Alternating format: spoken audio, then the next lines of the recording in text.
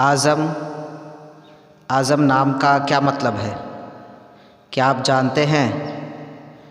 आज़म एक इस्लामी नाम है जो कि बहुत ही प्यारा और मशहूर नाम है। आज़म नाम का शुमार लड़कों के बेहतरीन नामों में होता है और ये नाम लड़कों के लिए इस्तेमाल किया जाता है।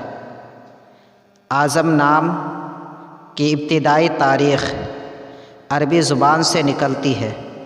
ये अरबी ज़ुबान का लफ्ज़ है।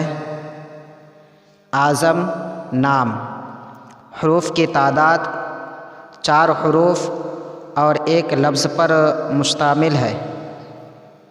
नाम आज़म माना बहुत बड़ा, बहुत अजीम, निहायत ही बड़ा। अगर आप भी अपने नाम का माना जानना चाहते हैं तो कमेंट करें, इंशाअल्लाह आपके नाम से भी वीडियो बना दिया जाएगा।